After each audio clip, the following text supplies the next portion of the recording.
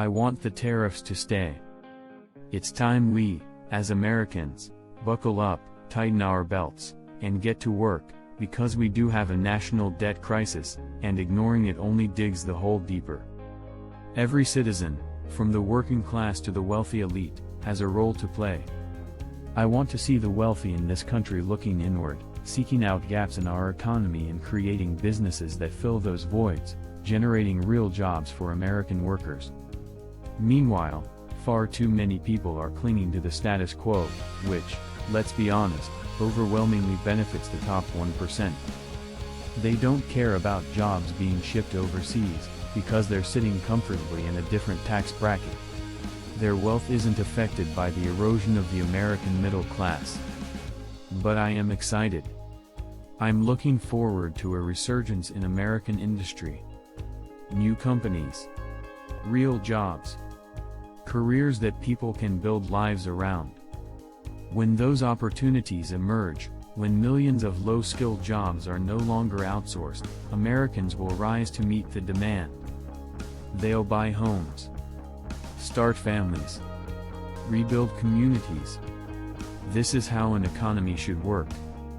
This is what national strength looks like. And sure, the 1% will whine. CNN panels will clutch their pearls. Foreign pundits will call us reckless.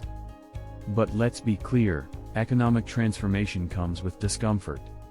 If you thought electing someone like Donald Trump would fix decades of mismanagement without any pain or sacrifice, you misunderstood the challenge entirely. Nothing worth doing is free.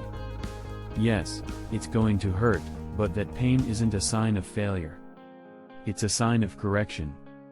Democrats have chosen to sit idle while the rich get richer and the country circles the drain.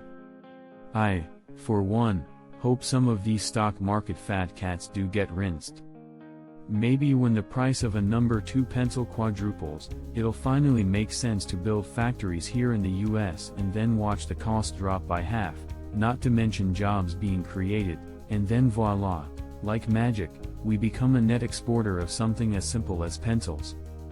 That's how tariffs work: short-term pain, long-term gain. You stimulate domestic industry. You create jobs. Likewise, you build capacity.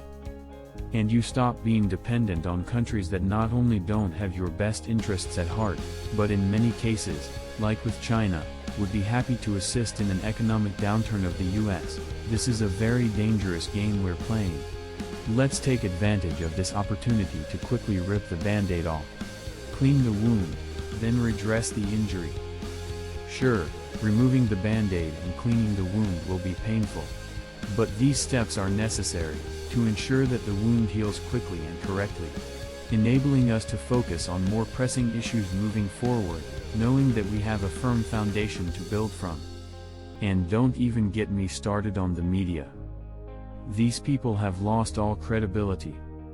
They've spent over a decade crying wolf, peddling conspiracy theories about foreign collusion and sowing fear at every turn. When those narratives collapse under the weight of reality, they just slink away, unaccountable, like the roaches they are. Mark my words, when these tariffs succeed, the same pundits who are panicking today will vanish into the shadows, back to their safe spaces, until the next bogus disaster, the next psyop, when they will rear their ugly heads once again. Make America Great Again isn't just a slogan. It's a declaration of independence from globalist incompetence and corruption. I don't want to make England great again. I don't want to make China great again.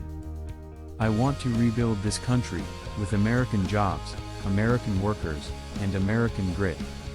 So to the communists and cynics, take those dicks out of your ears, listen and pay attention. The lesson's about to begin.